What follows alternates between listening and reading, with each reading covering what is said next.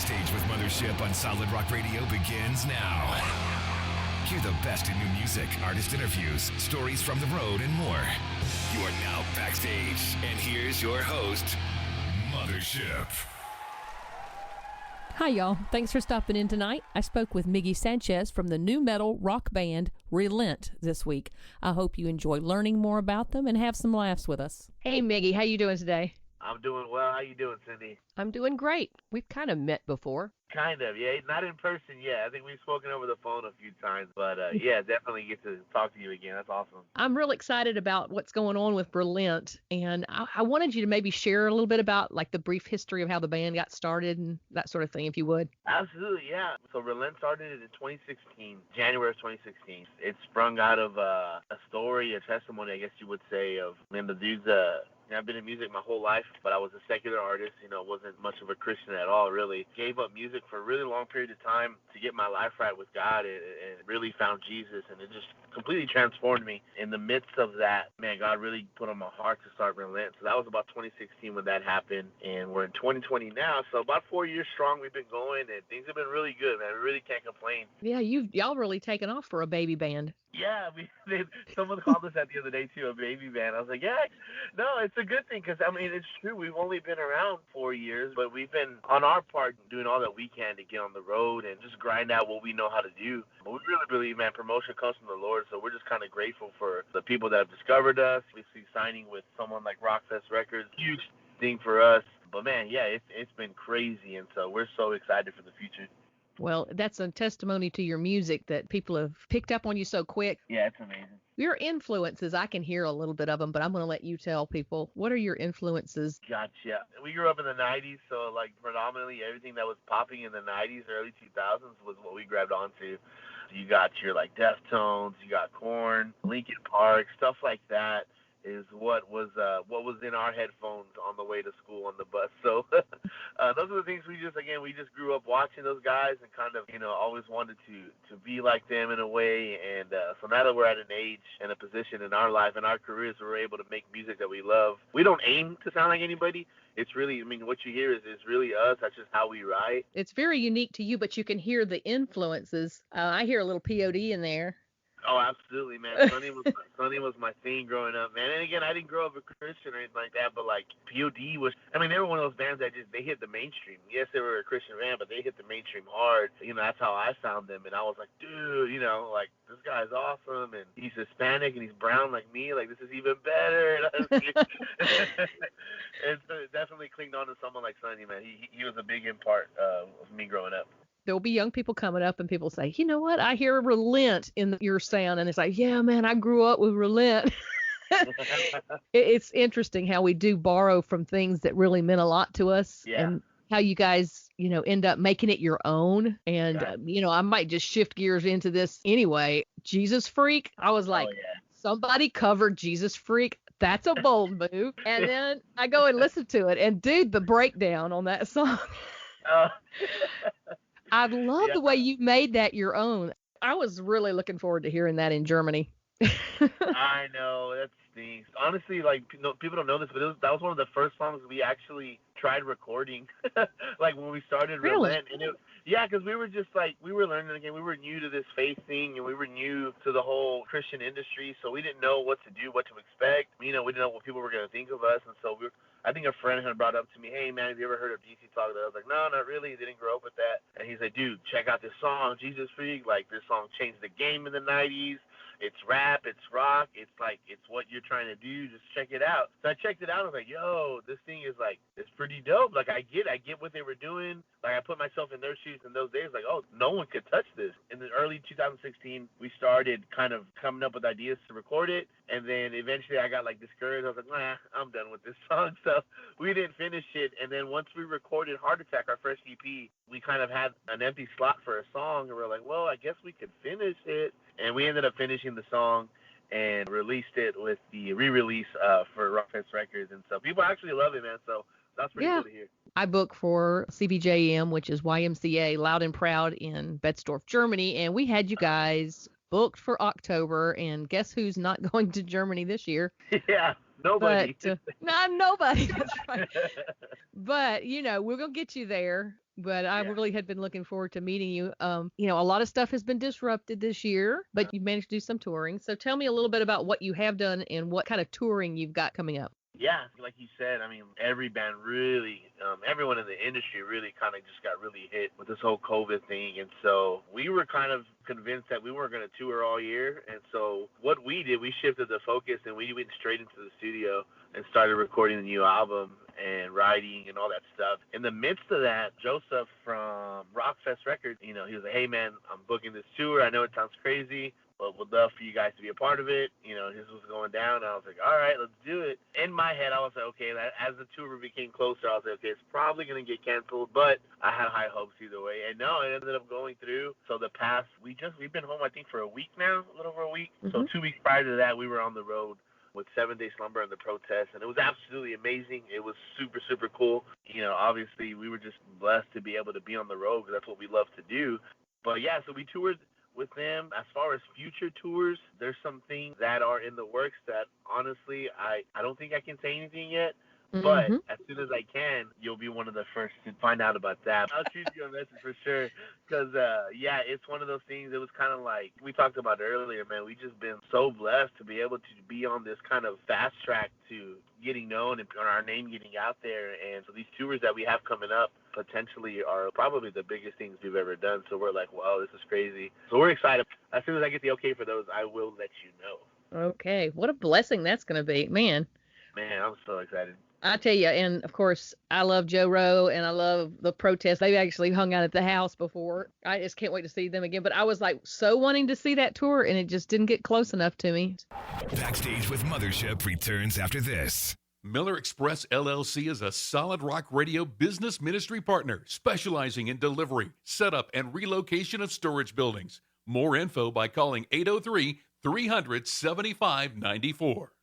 You're listening to Backstage with Mothership on Solid Rock Radio. Back to our interview with Miggy Sanchez of Relent. Tell me about the song Low and the video. Gotcha. Yeah, definitely. Low is when we signed with Rockfest Records. It was about January of 2020. We already had recorded Low, and this was kind of like the direction of like, hey, that I really wanted to push the band, the style. We think, you know, we finally had really identified with ourselves, like, hey, this is what we're aiming for. This is what we're trying to sound like. This is the message I'm trying to get across. You know, I've always just wanted to be as real as possible. I know a lot of bands say that, but I really mean it when I say that I want to be as real and kind of transparent as possible, because I think there's power in that. So Low was something we kind of had in our back pocket. Once we signed with Joe Rowe, we were like, hey, man, we got this song. I don't know if you want to hear it. He checked it out, and he was like, yo, we got to release this now. And I was like, what do you mean now? Like, the world's frozen, like no one's doing anything. And he was like, no, seriously, man, it's one of those songs that people are going to relate to. And sure enough, you know, it ended up being that. So, I mean, the song is about the depression and stuff that I deal with. I think people freak out because like, oh, what do you mean? You're a Christian, you shouldn't, you know. And I was like, no, I do struggle with things, and depression is one of those for me. And so Low is a song about me dealing with that. But it's also a song about me kind of finding victory over it as well. If you listen to the song, kind of has a pattern. And then once you hit the bridge of the song, you know, really the light of the story comes out. And, you know, and I've come to this understanding that there's so much greater power that has been given in me through Christ. So it's like once I tap into that, I'm now able to, you know, extract myself from those situations that I feel like I can no longer take it anymore. So Low is a song that I want people to know that, man, these things are real. These feelings are real, but they don't have to control our lives. What was crazy is that we recorded it in Spanish as well, as you heard, but the video didn't get done till way after, so we ended up just recording a Spanish music video for that one. But it worked out, man, and it's been the #1 single, I think. So we've been on, I think, 8 weeks now. For, you know, a couple weeks. It'll drop to #2, go back to #1, but it's doing well. It made it onto Sirius Octane, and it's doing well over there, and really kind of opened the door for us in the mainstream world. So we're just super stoked and blessed to see what the song has done. Wow. Well, I think the timing was right. A lot of people are down right now, and I think it was perfect timing. I think Joe was right. Yeah. I love him, man. And it's funny because that's my biggest thing with him is I trust him. You know, I believe him. He's been doing this for well over 20 years, and you know, we love the dude so much. We trust what he says. For sure. Well, tell me what's coming up next in the way of music. What are we going to expect from Relent? Yeah, like I said, once COVID really hit, man, we shifted the focus, and we didn't want to just be sitting ducks, you know. We played it safe as much as we could, but man, we're creative people. Like, putting us in a room is like the worst thing you could do. So we're just like, we got to get to the studio, so we got with the label, booked some dates. We got in the studio, recorded some songs. They're pretty much ready to go. So October 16th, we will be releasing our next single entitled Last Days. That's going to be super cool. That's coming with a music video as well. And so we're just really focused on that, on the new stuff and what's coming out. Again, I think the timing of the single and the topic that I'll be singing about is really timely. And again, I'm trusting Joe Rowe in this one. This is the perfect date to release it. This is the perfect time.